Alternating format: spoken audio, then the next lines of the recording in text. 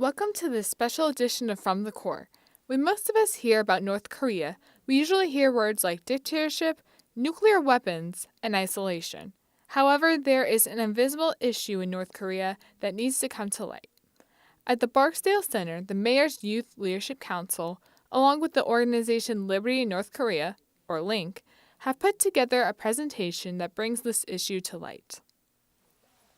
I really wanted to make an event that was different from what we usually have, and I wanted something that would bring more global awareness to our city, and I think that having a presentation on North Korea will broaden people's horizons because many people don't know what's going on there, or they just don't really put it at the front of their mind. For most of us, it is probably hard to imagine what life in North Korea might be like. Shelley, a nomad intern with Link, tries to help us imagine what normal life is like. So I want everybody to just imagine with me for a second. So everybody just close your eyes really quick. All right, you got your eyes closed? Now open them. So you've just woken up and Florida has been cut off from the rest of the country, and now it's governed like North Korea. So first of all, the internet is shut off. Maybe you check Facebook or Instagram or maybe, MSNBC first thing in the morning. You try to go on, but you can't. And any news channel is run by the government propaganda channels. Then you think, okay, this is weird. I'm going to call my friends or my family in a different state, see if the same thing's happening to them. But communication lines out of the region are pulled, so you are cut off from the rest of society. Then you think, I want to get out of here. I don't like this. Well, the government not only makes it illegal to get out of Florida, but even just to move around inside of your own state without official permission. Any private business activities are then outlawed too. So what's going to happen to a state like this? With everybody's freedom and potential suppressed like this, you are going to immediately see a massive economic crash and people will be trapped in an enforced poverty. And sadly, in North Korea, this is the reality today. North Korea's per capita income is 20 times less than their counterparts in the South, leaving 28% of the children there chronically malnourished, and that's about 1 in every 3 kids, which should never happen. So you might be thinking to yourself, why don't the people just push back against the government? Well, these extreme controls are enforced through an insane system of repression and harsh punishments that include forced labor, torture, and even execution.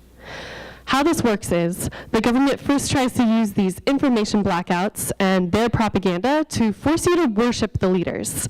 But if you dare see through this, criticize the government, and you're reported, not only you, but your entire family could be trapped in a political prison camp due to a system known as collective punishment. These political prison camps are the apex of North Korea's structure of fear and oppression. There are 5 of them, they are massive, and they have to be some of the worst places to live as a human being. No matter what, no person on this earth deserves the level of cruelty that exists there.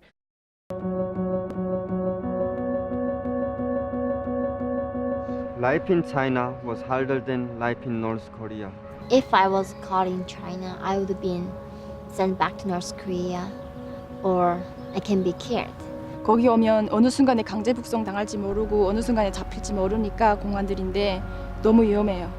My main concern was to survive, find food for the next meal, because I wanted to see my sister again. North Korean girls, just like me, are being sold in China. My friends got sold into a town, in Chinese town, and all the men were just sharing her. And it's not even like just they share her like as a just animal or less than that.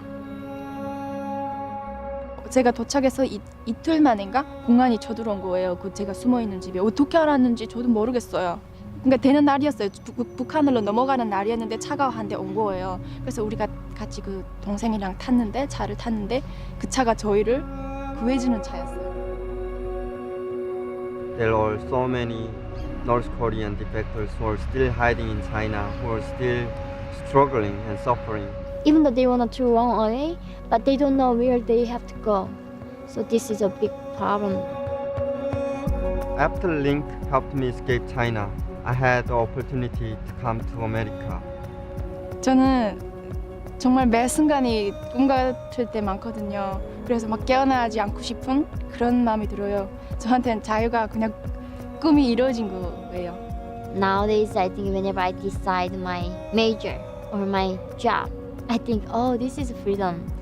I finished high school and I am currently attending college. And last year, I even had the privilege to share my story at TED. 네, 저는 지금 미국 샌프란시스코에서 어학 연수하고 있습니다. 영어 열심히 배우고 있습니다. Today, I'm free, but all my relatives and friends are still not free. If we work together, we can give more North Korean refugees the opportunity we have. I believe that we can change North Koreans' lives in so many ways. We can't do this alone. We need everyone to stand and face this problem with us, together.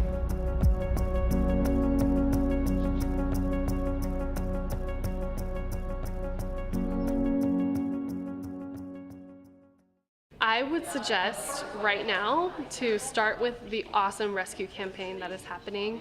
You can do that online. You start your own campaign, fundraise, get your friends and family involved in donating to rescue a refugee, which is that is $3,000, and all of that money goes toward helping them get out of hiding in China and start transitioning into their new lives in freedom. So I think that that's a really powerful way to get involved right now. Also, if you want to start a club on your campus or start a club with the people that you're friends with, rescue teams are such a great way to be involved in this movement. And rescue teams are spreading awareness, having events about North Korea, and doing fundraisers with all of those funds going straight toward rescues. I hope you enjoyed this special edition of From the Core. To find out more information about Link and how you can get involved, you can visit our website at www.tampagov.net/cttv. For From the Core, I'm Michelle.